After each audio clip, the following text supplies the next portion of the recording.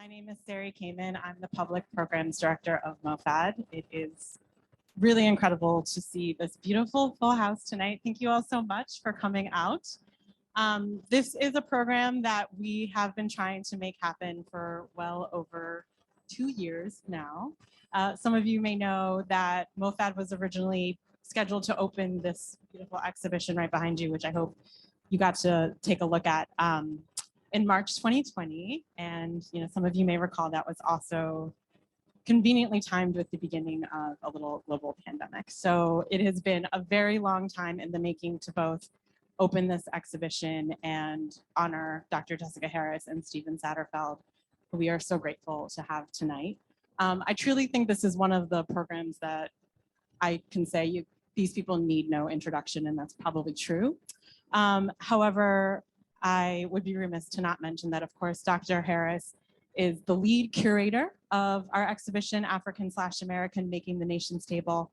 She has authored countless books, I will say many, many, many books on African-American food history of both the past and the present. And of course, Stephen Satterfield, who you probably know from seeing the show High on the Hog, based on Dr. Harris's book. Probably most of you have seen them together on Netflix at this point. So it's such a meaningful and synergistic thing to have them both here together in the space during this time when we have the exhibition. So probably you noticed you have some purple boxes on your seats. Some of you have opened them up and are snacking, which is wonderful. They are shoebox lunches, and our curator, Catherine Piccoli, is here tonight. She's going to tell you what's inside of them. You can continue to eat them. If you have already done that, you can also take them home. Either way is absolutely fine. Thanks, Sari. Thank you all for being here tonight. When you come visit African/American, when we're open to the public, you can also purchase a shoebox lunch. We worked with several different African-American chefs to curate these lunches with the idea that the shoebox lunch represents continuity, connection to community. And so the box lunch that you're eating today was curated by Chef Carla Hall, who is also one of our exhibition advisors. It was made, I should say, by our wonderful MOFAD partner chef. That is Chef Lexis Gonzalez of Lady Lexis Sweets, located here in Harlem. She cooked all of that for you today. So Chef Carla Hall's box includes a pimento cheese biscuit sandwich, a sweet potato and black-eyed pea salad with hot sauce vinaigrette, and a potato chip cookie. So I hope you all enjoy. If you have questions about ingredients, we have an ingredient list up front. I will say dairy, egg, gluten, soy. There's soybean oil, but I think those are the big ones. So, but of course, if you have any questions, just feel free to ask. Sari, back to you. Thank you. You also may have noticed we have a pop-up bookstore, which is in residence at the Africa Center. It's BEM Books. We have Gabrielle, who's one of the founders and owners. She's right there. So she's selling many books, including High on the Hog by Dr. Harris. So if you want to purchase that book and have Dr. Harris sign it after the program, you should absolutely do that. And there's a little time for Q&A at the end. And then after that, we hope you have something from the bar, buy a book, and come say hello. So thank you so much for being with us tonight.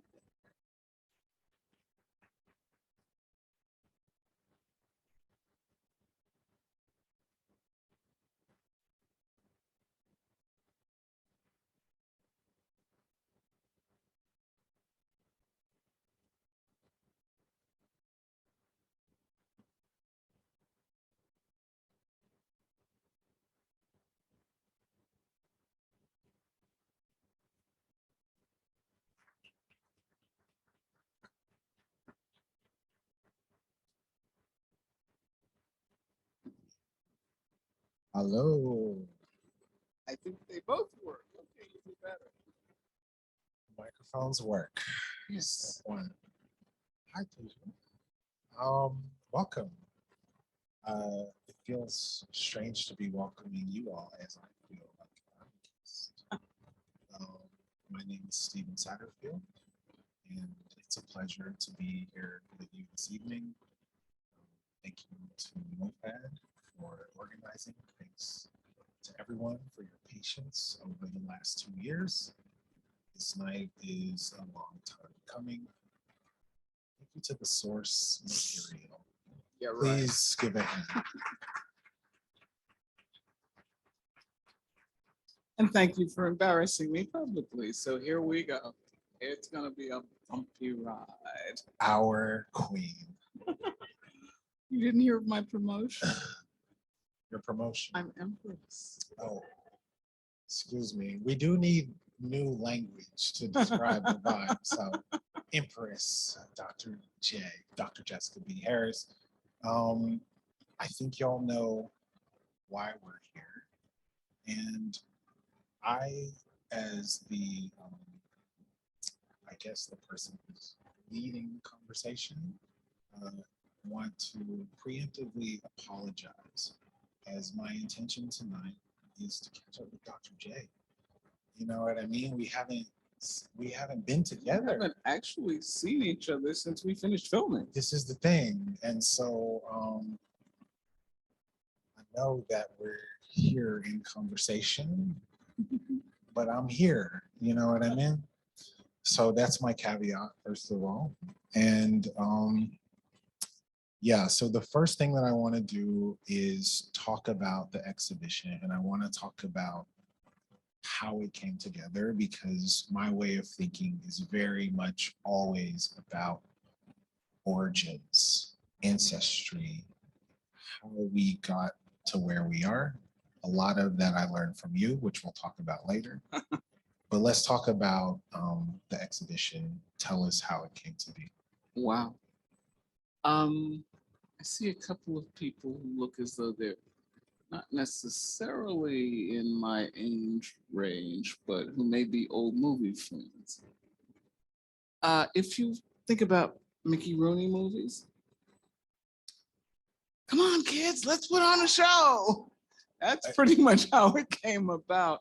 I've been working with the Museum of Food and Drink from the days of the puffing gun. And those of you who followed it know that the founder, David Arnold, had this amazing idea that we're still living, that, New York City Museum about food and drink. And one of the very first things that they did was, Quaker puffed wheat, Quaker puffed rice. Well, there was this amazing kind of contraption that actually puffed the wheat and the rice. And he got one. And I think it made appearances around the city. And there was some kind of magical thing that you whacked and the rice flew all over the place and puffed. And MOFAD gave bags of puffed rice out to folks. And that was the point at which I entered, or which MOFAD, if you will, entered my camp. After that, I sort of stuck around for a lot of things. And then one year we were actually, I think, and I may have the chronology wrong because I've got COVID brain. I don't know what year is what, much not less what day is what. But at some point we said, African American. And started to think about that and process that through and work on that and look at that. Everybody thinks somehow this sprang, full blown from Athena's left ear. It did not. There was a panel of folks, the then director of MOFAD, Peter Kim, Catherine Piccoli, wherever she is, and she's probably hiding somewhere, who was the head curator, Dave Arnold, Jean Nicoul. We all sat around a table and started just brainstorming and brainstorming. I remember there was one moment when I said, when I was working on the Smithsonian's cafeteria, one of the things that I wanted to do was to get just chef patches from all of the Black chefs around the country and make a quilt. Because I thought that would express something about just how many of us there are, and also the culinary aspect. And so we kind of riffed on that and riffed on that and riffed on that and came up with the idea of the quilt, which is astounding. I mean, I don't know that we get the full scope of it because you don't really get back far enough, but that's an amazing thing. There are 406 quilt squares. And some of them for each period are left up to us because everybody isn't on that quilt by a long shot. And you can figure out and find out and add to the quilt. There is actually an ongoing portion of the quilt so that that is designed to grow. Then we came, it's a long answer to a short question, isn't it? I'm sorry. Then we came up with the idea of let's talk about what we want to talk about because it's such a wide range. And one of the things that we said is we definitely want to talk about the African hand in American agriculture. And so that is our first, if you will, bucket. And so how best to tell that story? We're gonna get there. I want to talk about the quilt a little bit more. It's really important to me in talking about those spaces that are not yet filled. And as the aptly named legacy quilt, right? It's about, of course, reaching back. It's about who's on there, but I think just as much Who's not on there? who's not, Exactly. right?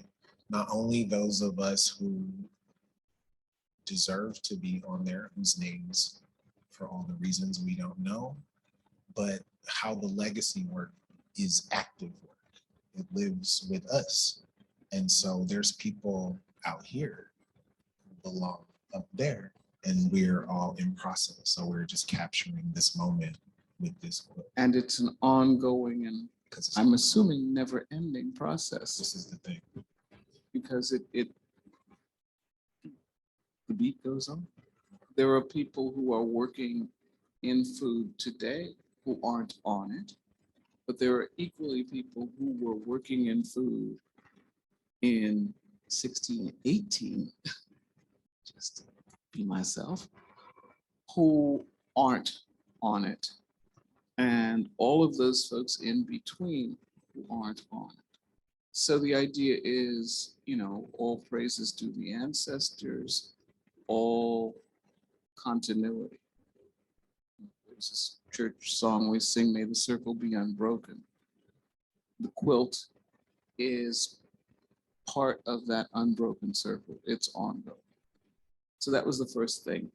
Then we started to think about the buckets. We started talking about agriculture. After agriculture, we moved to hospitality.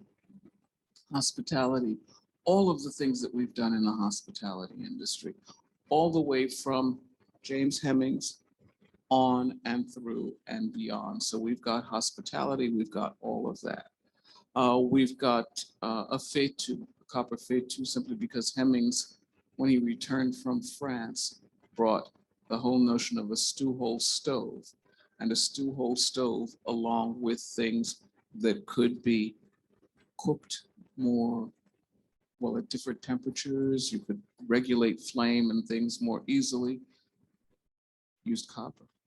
So we've got that copper faitout. Along with that, we've got distilling and brewing. And we are just beginning to scratch the surface of absolutely the complexity of what that means. I was down in Charleston on Saturdays, Charleston, South Carolina, and was speaking with somebody who was telling me about a group of, I knew about the black bourbon drinkers, don't ask why, but the black beer drinkers also are there, and the African hand in brewing, in distillation, in fermentation, and what comes out of that is, I can't say virgin territory, but it's fresh ground that people haven't really done a deep dive into. So that's the brewing and distilling. Along with that, then we come around to entrepreneurship. In entrepreneurship, wealth has been created from all of these things, from people like Thomas Downing, all the way through to the late Leah Chase, whose family restaurant is now in its 4th generation in New Orleans. So the idea of entrepreneurship that then creates Black wealth. Can we talk about, can we pause right there for just 1 second? Okay. I want to talk about Black wealth, and I want to talk about Black enterprise, specifically through this culinary landscape. You just, in the same sentence, connected James Hemings to Leah Chase and Thomas Downing, specifically Downing and Leah Chase as Black restaurateurs. Can you talk about the important work of looking out for us as well as serving the community as a through line? I just want to make that clear. Well, I mean, I think the thing that's fascinating about both of them is that they all were what was called back when I was a child, race people. Thomas Downing's son, and Downing himself. Well, Thomas Downing, if you don't know, was an oyster man. He had an oyster refectory that was very famous to the point where when Charles Dickens came to New York City, he ate at Downing's restaurant. Downing shipped oysters, I'm not sure how, but he shipped oysters to Queen Victoria. So Downing was very, very important in all of this. What happens with this is that in the cellar where he is cellaring his oysters, he also has a spot for people on the Underground Railroad. So he is doing all of that. He's supporting African-American schools in New York City. He's doing all kinds of things like that as well. Flash forward century and almost a half, and you get to Leah Chase at Ducky Chase Restaurant in New Orleans. And what's she doing? Well, they have, I always think of Eddie Murphy when I say an upper room. Okay, so they have an upper room in the restaurant, and the upper room in the restaurant was sacred space. In New Orleans at the time, Black people and white people couldn't get together, couldn't meet together. But because of the reverence with which Leah Chase was held, they could there. And so they would meet in that upper room in the restaurant and strategize. And, you know, some of the Freedom Riders left almost from the restaurant. When Mrs. Chase died, and I had the supreme honor of calling her Aunt Leah, they asked me to speak at her funeral. And while I was speaking, one of the Freedom Riders came up at some point and said, I don't know why everybody's talking about Mrs. Chase feeding us. We never ate in a restaurant. She sent the food to the jail. So that's Mrs. Chase. And when you think about that kind of thing that was ongoing and that was foundational in terms of civil rights in the city of New Orleans, then you've got that connect immediately with Thomas Downing. Black liberation. I want to just, the reason that I wanted to make that connection is, and this is in the spirit of legacy, ancestry, so much of the way that Black enterprise is projected at us in a modern context is about individual achievement, right? It's like, I get on, I got mine, get like me. But that's not who we are. That's not actually connected to our identity and our ancestry, nor our liberation. Oh, absolutely. We are a communal people. Exactly. We grow and process and progress through communities, because the stronger the community, the stronger we are. And don't get me on my soapbox, because this is an exhibit that is specifically about African/American in the United Statesian context. Okay, if you extend that internationally and talk about African/American in the hemispheric context, think of the size of that quilt. Okay, because it's about foundational food in every single country in this hemisphere. not to mention what happens when it goes to the east. And we're not going to start to talk about that tonight. Maybe we will. Mm. Okay, so I interrupted you a little bit, but I wanted you did This a is how we beautiful talk. job I know of it, making you that know, clear. you know. So I'm gonna try to stay on task. So continue to give us this walkthrough. Well, we are almost through. But then in the middle, we talk about migration, because all of these things are in motion. So they're in motion in so many ways. We've got the original Middle Passage, the transatlantic slave trade. Certainly migration. I'm not going beyond that. I'm just going to leave it there. But then we get the intra-American slave trade, the North, as in the Virginia down into the South, the Deep South. We get, after that, the reversal of all of those things that begin to happen after emancipation, when we get into Reconstruction, when we get into things of that sort. We've got that as another set of migration. And then finally, we have the two aspects of the so-called Great Migration. And so we've got all of that that's there.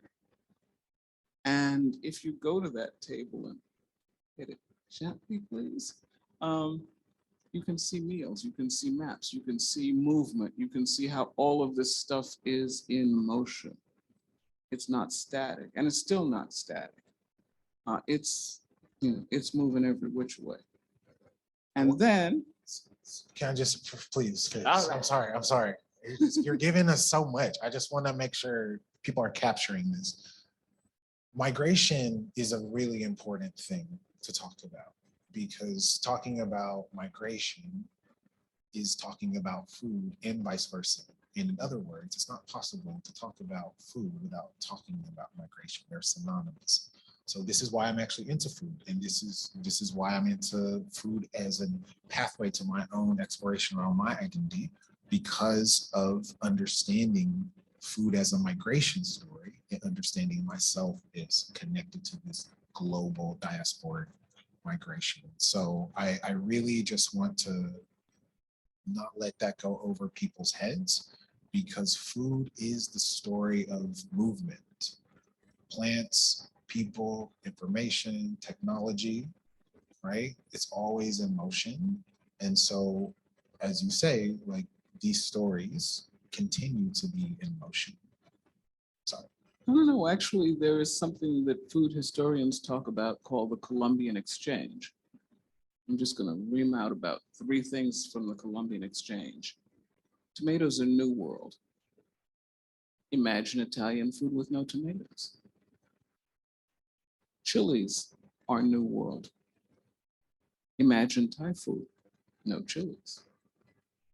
Potatoes are New World. Imagine Ireland with no potatoes. Horses are Old World. Imagine this country without horses.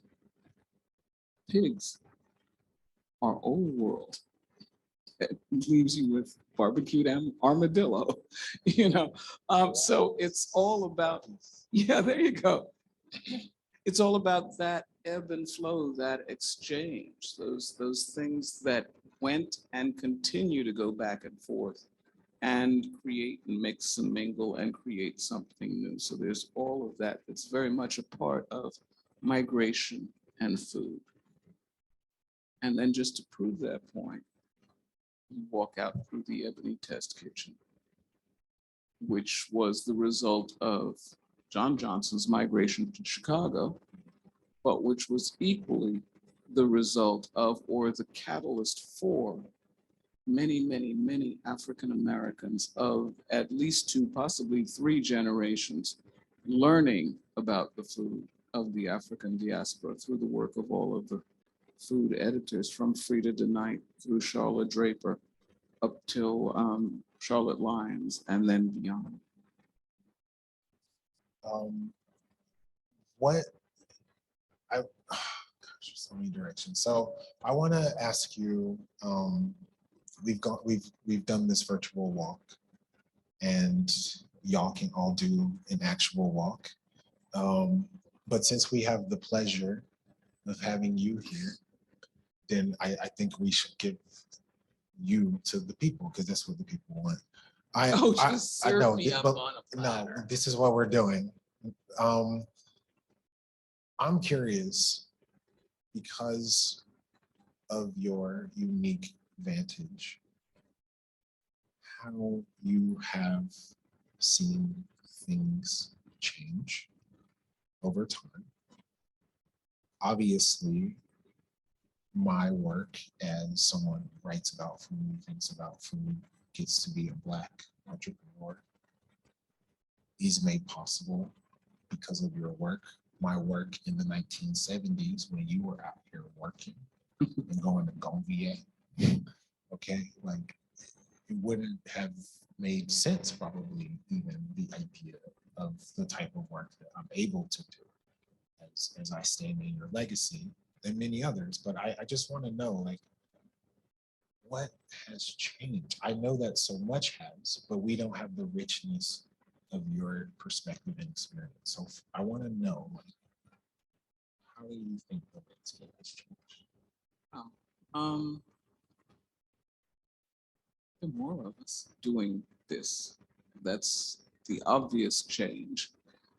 I think we're doing deeper and more varied dives, if you will. I think people are working in all sorts of aspects of food. I think people are taking a wider lens and at the same time a narrower focus so that we now find people who are specialists in X as opposed to A, B, C, P, and Q. And that X allows people to do a much deeper dive, to do a much more intense look at things. When I started, my second book was called Iron Pots and Wooden Spoons, Africa's Gifts to New World Cooking. Well, neither the pots nor the spoons were Africa's gifts to New World Cooking. But what was perhaps what came in the heads, hands, hearts, and mouths of those Africans. But that whole culinary continuum that is sort of defined for me, at least in that book, is something that is an extraordinarily high yielding mine for research. I don't know that we'll ever get to the bottom of that mine. There's so much there. I mean, I've talked in United Statesian terms tonight for the most part, but who's looking at Afro-Mexican food? Some people are looking at the food of Salvador de Bahia de Todos Santos in Brazil, but who's looking at Afro-Bolivian food? Yeah, holler if you are.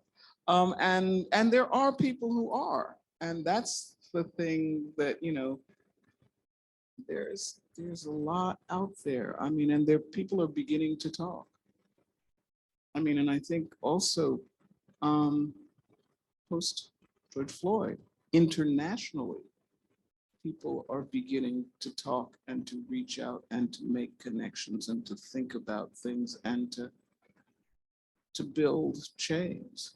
There was a conference, I think it was last week, or online, but that discussed the African food of Portugal, not of Brazil, but of Portugal. So that now that we have all, some of us have, I haven't, but now that we've learned how to Zoom, we are beginning to be in touch with each other. We are beginning to talk to each other. We are beginning to see each other, or at least beginning to make those links. And I think that's really, really, really important. Because that's the thing we forget. We feel like, oh, poor me, I'm here, I'm alone, nobody, we're all stuck in this leaky boat. But there are a whole lot of leaky boats and a whole lot of folks stuck in them. And if we can each bring, some boards and a nail, maybe we can build a better boat. Perfect. So, exactly. So I have a theory, a thesis really about this. And it's really rooted in reclamation, and it's rooted in an ancestral kind of knowledge that is also tied to agriculture. So we're still on theme. And it really is about a collective calling in an awareness that Black people are really, really good at growing stuff, really good at agriculture. And this is part of the reason why the species of African American people were created, of which I am a part and a descendant. As opportunities improved for Black folks in the US, I'm thinking specifically now in the 20th century, our migration story, we continue to move as well to other types of opportunities outside of servitude, outside of domestic labor, and into other kinds of labor that maybe, if we're lucky, could engage our imagination, or if we're even practical or still lucky, like paid for our family and our livelihood. And I understand that migration. I also feel that I am. I think we lost something that we need to get back. And it is connected to agriculture, which means it's about the land. We understand our fraught relationship to the land in the United States context, which I love. Thank you. It's not original, but okay. But it's important. Yes, it's very important. It's important because this is a construction. And it's important to understand it as such. The United States came way after we arrived. Why did we arrive? Not because of our own will, forcibly. And so there is something sinister within that has to do with extraction and exploitation and taking. But it's about our genius too. And it's about our relationship to the land. And it is not about a manual labor, but as we talked about earlier, the technology of our minds. And so even when we look at crops like, and now I'm thinking about everything from the health crisis of Black and brown people. Let's back it up for a minute. Yeah, I'm sorry. going to interrupt you. Please, thank you. Because I think you know. I'm going to save you from yourself. No, because I think you know where I'm going. Well, and I want to talk about this. No. First of all, I think we do talk about African-American things and African-American genius with growing. But the thing that is startling is the number of, if you will, parallels between African American and Native Americans or indigenous people, or however we want to, whatever that is, in terms of a reverence for land, in terms of an understanding of the symbiotic nature of the growing process, in terms of how things are planted and sun cycles, in terms of all of those things. And we don't talk about that. And some of those things are very, very crucial to survival. Now, when we fast forward on your scenario, which is that connection to the land, I'm just coming back from a tour of the Carolina, Georgia Lowcountry. And one of the big questions there, where they actually, in some cases, did get those 40 acres and a mule, is land loss. When we start to think about land loss, we start to think about all of the reasons for land loss and all of the manipulation that came out of land loss and how that got done, then we are still in that, how do we reclaim that? How do we get back to that? How do we get back to the land? How do we figure out ways, not necessarily to say, drop your computer and head to a farm, but how do we figure out ways to remain connected to the land? I mean, one of the things that I'm doing that you may not even know about because we haven't talked. Tell me. I am doing an African-American garden up at the New York Botanical Garden. I didn't know that. I love that. It's going to be wonderful, and if I say so myself. But if you're familiar with it, it's the Banksley beds outside of their edible schoolyard, and there are going to be 8 different plots done. Opening Juneteenth weekend, mark your calendars, because if this closes, that will open. So doors close, doors open. But it will talk about the African-American hand in farming from the crops that we were brought to work all the way through, spanning over those 8 beds, things that we foraged, things that we cooked with, things that we used for dyeing and for weaving and for cast nets, things that are, deeply connected with us, ending up with perhaps transferences. This thing became that thing. That thing became something else. So that I think that we are beginning to talk about it. I think we're beginning to dive into it. I think we are beginning when you look at the Penniman sisters, when you look at Natalie Bazille's marvelous book. And she will be, by the way, in conversation with me at that opening on that weekend. When you look at that, you begin to see just how these things move. Just, another church song, inching along like an old inchworm. We aren't moving necessarily rapidly. And I think that's important and heartening in its own way. It gives us, or it gives me hope.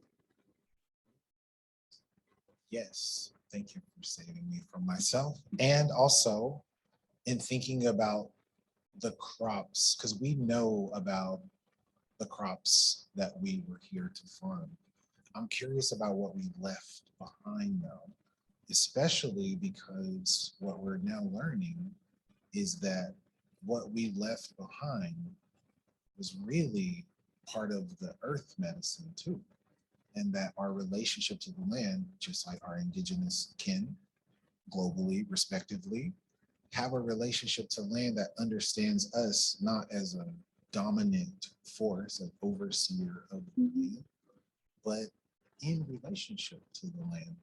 And as you see the agricultural models that developed in the United States and because of neoliberalization around the world, et cetera, I'm curious about what the crops are that we left behind that maybe we can go back and retrieve, not only as a means of our own ancestry and reclamation of self and identity, but maybe there's actually a different type of utility that taps back into our nature as stewards in relationship to the land. So I'm thinking about like goober peas. I'm thinking about things that are rich in nitrogen that can enrich the soil that are not part of our diet, but maybe as part of this African American migration story that is ongoing, we can begin to introduce it to our diets and maybe into the environment. Can you talk about these crops in Africa? So when you say goober peas, you're talking about what is sometimes called the bambara groundnut. The bambara groundnut. Okay, which is called nguba, hence goober peas. The bambara groundnut was replaced in much of Western, it's a legume, like a peanut, and it was replaced by the peanuts, which are not as nutritious, as sound. That's for our Afro-Bolivian people. Okay. You can talk about the yam cassava exchange. Cassava, which is New World, replaced yam, which is Old World, in many parts of certainly Western and Central Africa as a result of the slave trade, because it was faster growing And one of the things that I haven't read much work on, but that hopefully somebody's working on, is just how that transatlantic slave trade transformed the agriculture of Western and Central Africa, in the sense that people were turned, well, crops were just, had to be grown to provision the ships to, keep the trade going. And so faster growing crops, not necessarily as nutritious, but faster growing. So you get all of that kind of vicious cycle as well.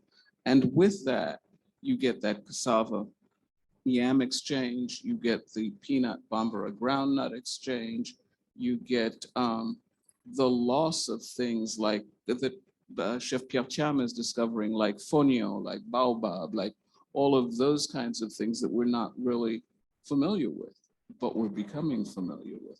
So all of that is, again, more work to be done, more things to look at, more, as they say, pardon the pun, grist for the mill. So that's how it works. We're looking at the kinds of rice that were grown. Africa has its own native rice. People are looking at trying to figure out how, where it might have been grown in the United States, where it was actually outlawed, but seeing where it did grow in the Caribbean, where it grew in Brazil, where it grew in other parts of the world. So we've got a lot of different stories to tell, and they're all sort of woven together. I'm still stuck on something that was said a few minutes ago, which is talking about these crops provisioning the ships, the vessels, which is a super polite way to talk about something so grisly that I can't stop thinking think we've about been there before, Steve. And we've literally been there. But I'm thinking, as you alluded to, about the impact that this has had on our landscape. And I'm talking about the trade of slavery. And when we look at all of the environmental devastation that we are seeing all over the world, and we're talking about an origin context, we talked about what the African people's relationship was to the land. And now this relationship of extraction really sort of transcends, because now it's not only that we are obviously enslaved, but the landscape also changes. Everything around us changes, including the crops that were native in some cases, the crops that ought to be grown, the crops that were part of our ancestry, our identity, become lost to something that is faster, more efficient, less nutrient dense, to give us the bare minimum so we can take even less as we create even more wealth. So it's not even about the wealth that's created off of our labor. It's like the whole system, everything is turned inside out because of this original sin. So I'm thinking about the provisions, but what I'm really thinking about is the devastation of the land, as you say, along the west coast of Africa. What would that look like if we had not had to make these substitutions from old to new world, not because of our curiosity, but because it was the easiest, the cheapest, the least, and the most efficient way to feed African people, enslaved African people. There's no question. There was no question there. That was a statement. I told you I was thinking about that. You said that, and then I couldn't stop thinking about it. Anyways, now that I've gotten that off of my chest, I want to talk about. I think we may be out of time almost. Are we really? I don't have a watch. I do. Are you trying to wrap this up? Because hold on. I know you're on a tear. Okay. All right. Let me first ask you this, so I just give you a little bit more space. Is there anything before my final question? Okay. that you would like to, Rant about? yes, before I rant about something else? You're good. Don't know that I have a particular rant, but I do want to say this. I think one of the things that we tend to do is to look at the transatlantic slave trade in terms of Black and white. We look at it from our perspective as 21st century peoples living here. If you recall, in episode 1, at that particular crossroads, when you were speaking with a historian from Benin, he brought another perspective to it. And an almost apology to it. It ain't all black and white. It's multifaceted, multi-leveled, multi-ranging. It's the same kind of thing that happens when I, as an African American, go to Brazil and assume that their take on race is the same as mine, or anywhere else in the world. It's not. So I'm not saying that there are not Black and white aspects to it. Certainly there are. I am saying that we need to, Aretha Franklin, think. Okay, so we need to think. We need to think, we need to investigate, we need to understand a little bit more, perhaps. One of the things that's very easy is, to just get so wound up you can't do anything. And then that don't help anybody. If there is a way to, I'm not saying get over it, I'm saying step it aside for a second and look at that thing. Just deeply look at that thing. Take heart away from head to the degree that that's possible. And examine. That's how we're going to find out what we're really talking about. It sounds, namby-pamby, oh Lord, what's she talking about?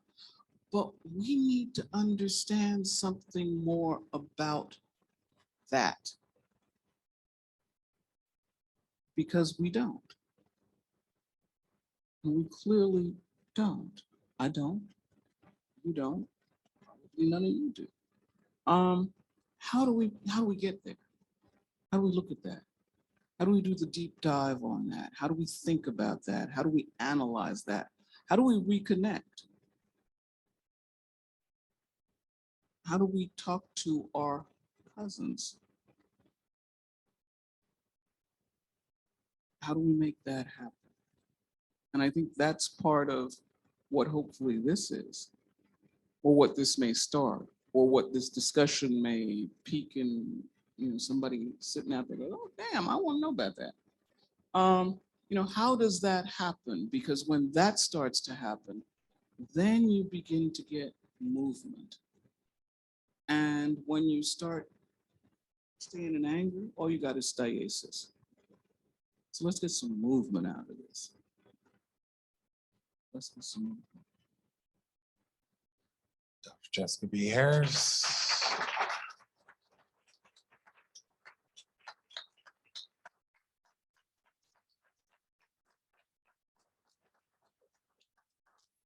Strong word.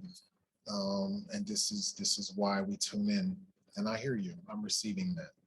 No follow-ups. I'm holding that. Sure, what happened? If we're gonna talk about I it, know we are.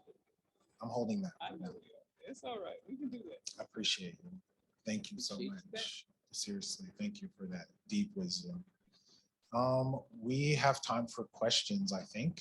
Yes, I'm getting an affirmation. We have time for questions. Maybe someone has a question. You have a question. Microphone coming for you.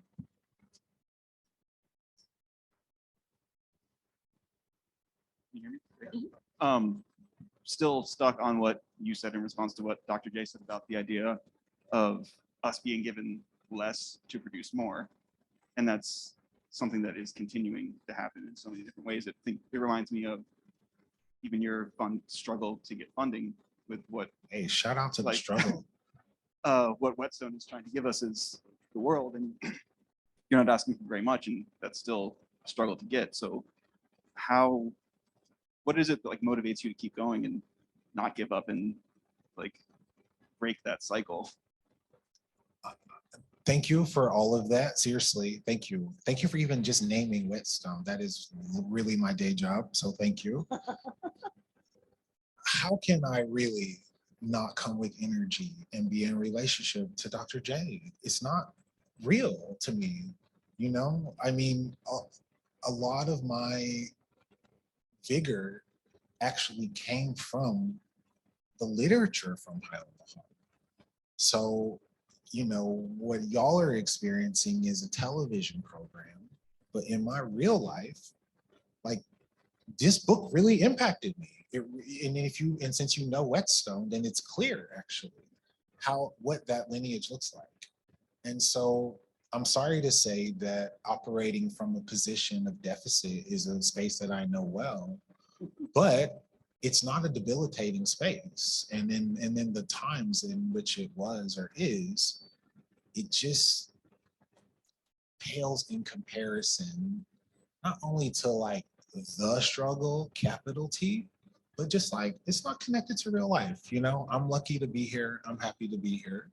And it's not easy, but like my lot in life is pretty sweet. So I don't know if that's helpful, but that's a personal response. We have a virtual audience watching the program, so we have someone online. This question is for Dr. Harris. Would love to hear Dr. Harris's thoughts on how so much of our food has become popularized outside our own communities. Every restaurant serves mac and cheese or fried chicken.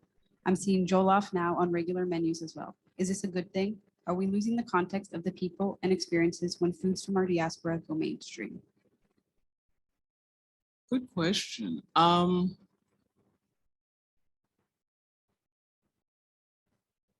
There was a saying that I'm going to probably quote badly, but basically, God wants to make you crazy, he answers your prayers. We talk about wanting to be not necessarily mainstream, but included and acknowledged and paid. My point is, and it's a sticky wicket and a slippery slope, and I'm going to try not to step out on it tonight, but that word appropriation is sort of blinging in the back of my mind. However, who invented the omelet? Somebody stole it from somebody, you know. But, and this is a very, very, very, very, very big but. Capital letters, 28-point type. That's not the problem. The problem is who gets paid? How do they get paid? Who gets the respect? What does that do? How does that happen? Who's banking that thing? I have no problem with jollof being acknowledged on any restaurant menu, as long as somebody who's responsible for it is getting fair due. Not just a lovely note saying this is so-and-so's grandma's recipes, but cash, because this is a country that works on cash. So, that's what we're talking about.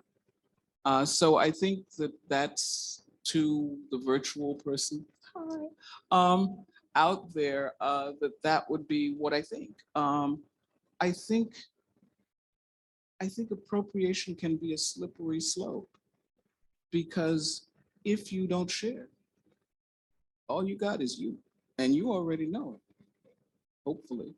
So that opening allows things to move, to progress, to do things that are slightly different, that are slightly better, that allow your ways to become shared ways. And, I may be Pollyanna, and none of y'all know who Pollyanna was, but the bottom line is, ah, that's not what I'm trying to do, but I am trying to say that we need to, at the same time, open, but equally demand. This is what it is. The other thing, which is my big thing, is until you define it, anybody can take it. Part of why we know what, I don't know, something, whatever one of those French things are that's made with grapes, à la Florentine. If you don't define it, France has la Rousse gastronomique. In la Rousse gastronomique, it says, this is that. It is prepared this way. If you don't prepare it this way, it ain't that. What is jerk? Anything you got, pretty much.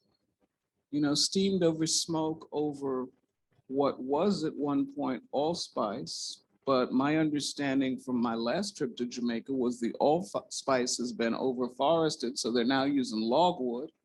And yet you come up here and people are telling you, no, it's cooked over allspice. So it's like, I don't know, but, and do they mean allspice berries or do they mean allspice wood? But all of those things are things that we're not thinking through. We need to start defining our stuff. Because if we don't define it, we don't own it. Snatching it. We don't own it. A bar, something to really, I'm thinking about that for real, for real. Language, giving language, defining what is ours, giving voice to what is ours is a form of taking back power. Absolutely. I've been blathering about that and screaming it okay, another thing that I am currently working on. In the fall, with luck, God willing, and the creek don't rise and I can hang on to my paddle, the Culinary Institute of America will be offering a concentration in the food of Africa and its American diaspora. Thank you. Probably wasn't supposed to announce that, but what the hey. The point simply is I've been poking in that cage and now I'm poking in this one and I will continue to poke in the cages. I've told folks, we don't even have a lexicon that cross-references all of the different things that are called soursop. Or what is kalalu? It's that thing there, but it's that thing over here. There's something else over there. We don't define our stuff. And we need to. We really need to step up and think about it. Because if we don't define it, anybody can say, oh, that's what that is. But if you say, no, very specifically, this is this. I don't like Latin, failed it at least once, possibly twice. But the botanical names are in Latin. Genus, species. What is the plant? That is Kalalu. And there are several of them. It's blah, blah, blah, blah, blah, blah. When we talk about Bambara groundnuts, Vondanesia, something, something, something. When we talk about okra, Hibiscus esculentus.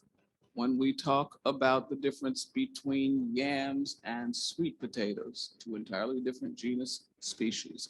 One is Discoracea, the other is Ipomea. Let's start getting serious.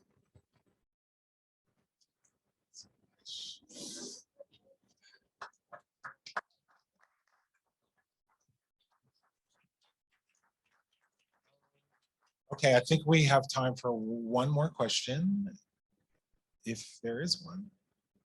I wanted to ask you both about what I would call sense memory. I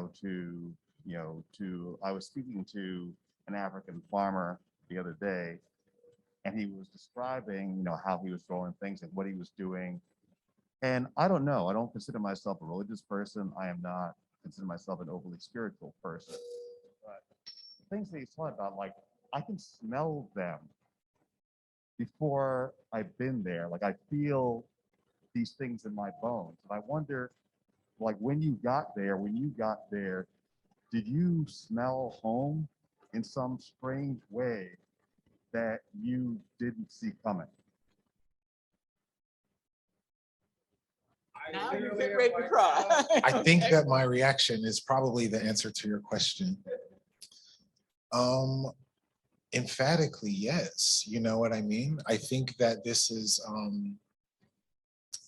part of the magic and the power of diasporas, not just the Black diaspora, the diaspora story, and why I really wanted to focus on the migration story in particular, because we, of course, know that in our African American context, but as human beings, the story of severing from your homeland.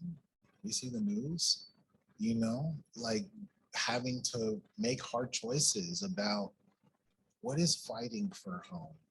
What are we fighting for? Language, culture, identity, these things that in good times feel nebulous, that feel baked into our daily lives, like we almost have a right to it. In the context of separation, there is something that, and I'm a pretty linear thinker as well. So I don't, yeah.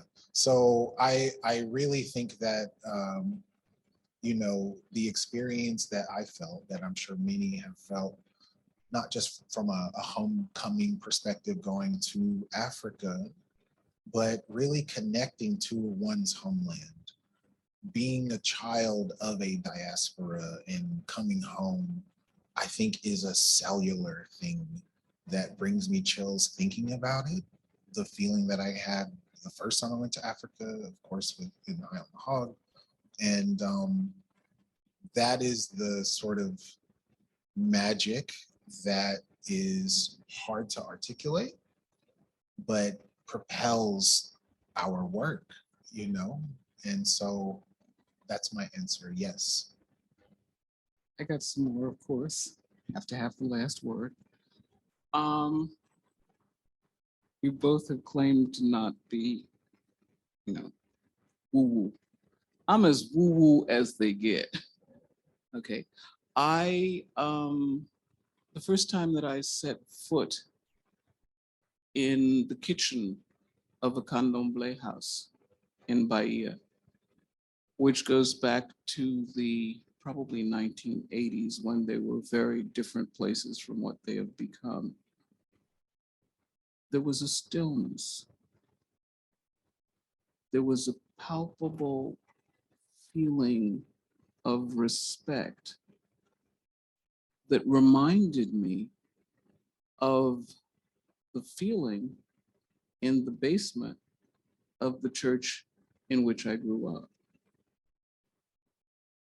I am very much a person of all of my senses. While taste works and is the thing that has impelled, propelled, and compelled my work, smell is the thing that works for me.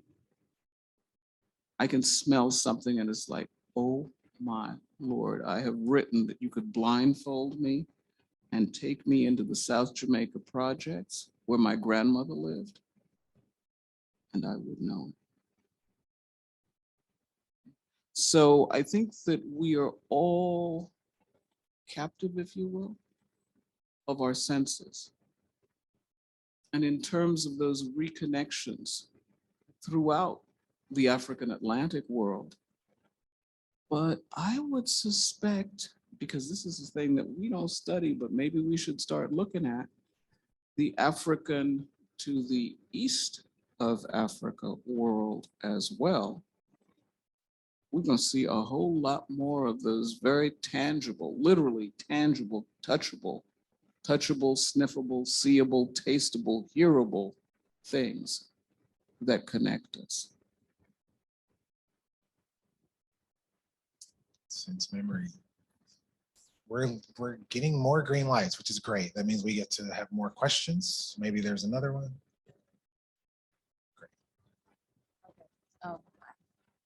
I always ask this question just because this is like focus of what I'm doing right now at school. And you kind of touched on it a little bit. You were talking about like defining things in this language so that other people don't like take them. So one thing like that I've been learning a lot about within the diaspora is this whole connection with food and how it, as a historical standpoint, can tell us a lot about like our history. So in the time that we're living now, modern day 2022, there seems to be like an attack on history and accurately depicting it. So from Dr. Harris, because you've been doing this forever, I want to know like Thanks how. for calling me old. No, not like that. Meaning you have a wealth of information that I'm very interested in having. From Back that up. All right. would never say that. Sorry if it came off that way. Teasing you. Okay, thanks. But I want to know, like, for you, as someone who's interested in talking about food and specifically being able to talk about it in, let's say, 100 years, as accurately as you sit here now and you could talk about it, or as You skating close to the edge with that 100 it's years. going somewhere. I'm All sorry, right, it's going all somewhere. right. But what I'm saying is, like, you're giving us perspective that maybe we hadn't heard before, depending on where we're from, and your studies and your history is giving us a glimpse into the past. So, not in an old way.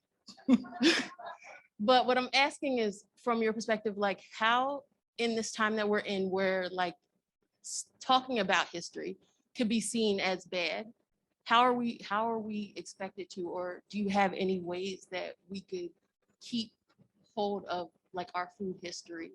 I think all of our history. I'm going to give you something that you're not expecting from me, Okay. probably. Little Stevland Morris, as in Stevie Wonder. You better tell your story well, because if you lie, it will come to pass. Don't let anybody write your story, but your story. That's why it's called his story. Let's talk about our story. They can, I'm trying to think of the Maya Angelou quote from Still I Rise, but they can, beat me down with chains and their dirty, rotten lies, but blah, blah, blah, blah, blah, and still I rise. No one can take your story from you because you were the teller of that story. It is your story. And you may not get a multi-million-dollar, don't think I'm talking from experience here, book deal or a blah, blah, blah from telling your story.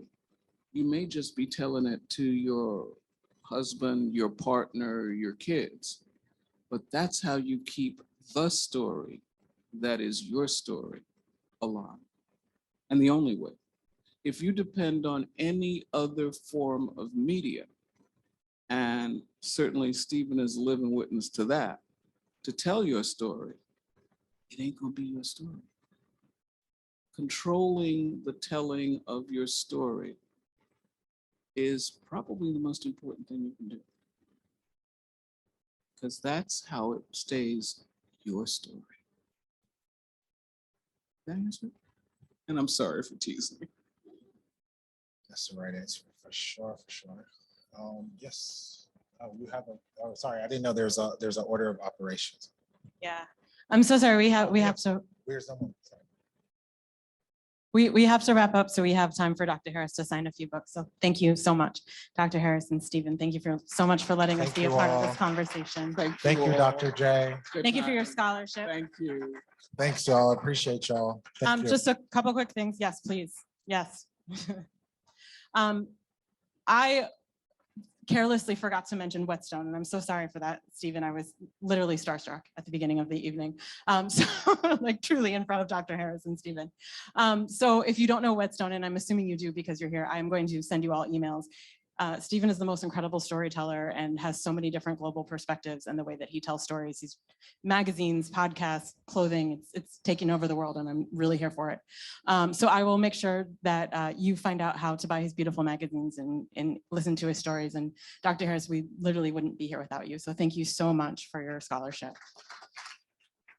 The shoebox lunches that you're eating, if you finish it, if you wouldn't mind just kindly leaving the box on your seat, or else feel free to take it with you if you haven't finished. And I also really wanted to thank the Africa Center for being our wonderful partners, the MOFAD staff that helped tonight, all the volunteers, Good Wine NYC for the wine. We have Tanya Hopkins right here, Brooklyn Brewery. We have Garrett somewhere in the house, Topo Chico and Vita Coco for the wonderful beverages this evening. So go enjoy and thank you so much for being with us this evening.